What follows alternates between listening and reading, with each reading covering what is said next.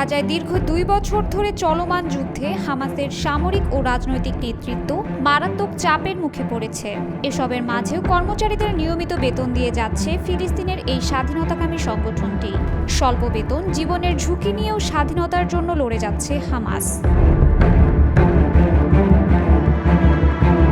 ধ্বংসস্তূপ, আর্থিক ক্ষতি আর ইসরায়েলি অবরোধের মধ্যেও এক গোপন নগদ অর্থভিত্তিক পদ্ধতিতে সরকারি কর্মকর্তাদের বেতন দিচ্ছে সংগঠনটি। ব্রিটিশ সংবাদ মাধ্যম বিবিসির প্রতিবেদনে উঠে এসেছে এই তথ্য।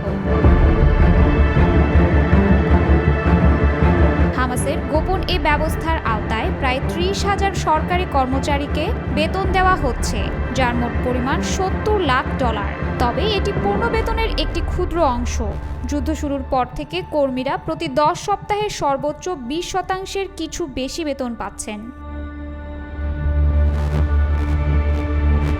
বিবিসির ওই প্রতিবেদনে 3 সরকারি কর্মচারীর বরাতে বলা হয়, সম্প্রতি তারা প্রায় $300 করে পেয়েছেন। কিন্তু ভয়াবহ মূল্যস্ফীতি ও খাদ্য সংকটে এই সামান্য বেতন কার্যত অপ্রতুল। গাজায় এখন 1 কেজি আটার দাম $80, যা ইতিহাসের সর্বোচ্চ। অনেকেই বলছেন, ক্ষুধা ও দারিদ্র্যের মধ্যে এ অর্থে পরিবার চালানো অসম্ভব হয়ে পড়েছে।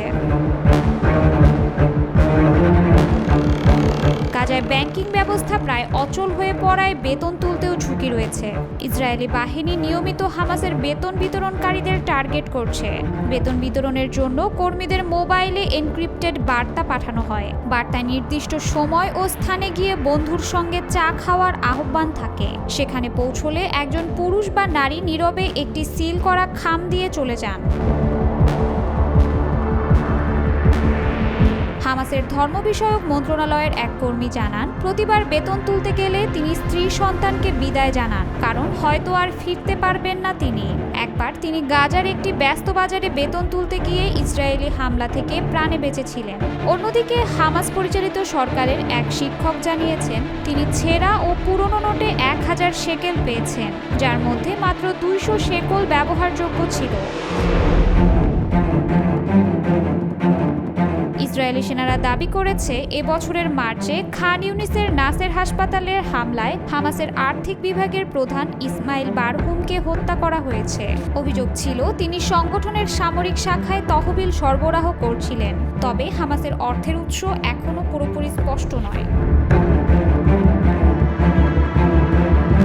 হামাসের জ্যেষ্ঠ কর্মকর্তারা জানিয়েছেন, 2023 সালের 7 অক্টোবরের হামলার আগে সংগঠনটি গোপন সুড়ঙ্গে $70 কোটি নগদ ও শত শত মিলিয়ন শেকেল মজুত করেছিল। এ অর্থ তদারক করতেন নেতা ইয়াহিয়া সিনওয়ার ও তার ভাই মোহাম্মদ। পরে তারা ইসরায়েলি বাহিনীর হাতে নিহত হন। যুদ্ধের আগে কর ও পণ্য আমদানির মাধ্যমে রাজস্ব আদায় এবং কাতারের $মিলিয়ন সহায়তাও ছিল হামাসের আয়ের উৎস। হামাসের সামরিক শাখা আল কাসাম ব্রিগেডের জন্য আলাদা অর্থায়ন রয়েছে, যা মূলত ইরান থেকে আসে। পাশাপাশি মিশরের নিষিদ্ধ মুসলিম ব্রাদারহুডও তাদের বাজেটের 10% হামাসকে দেয় বলে দাবি করা হয়েছে। যুদ্ধের মধ্যেও ব্যবসায়ীদের ওপর কর বৃদ্ধি এবং সিগারেটের মজুদ শতগুণ দামে বিক্রি করে রাজস্ব জোগাড় করছে সংগঠনটি। আগে 20টি সিগারেটের প্যাকেটের দাম ছিল $5, এখন তা $170 বেশি। নগদ অর্থ প্রদানের পাশাপাশি স্থানীয় জরুরি কমিটির মাধ্যমে খাদ্য সামগ্রীও বিতরণ করেছে হামাস।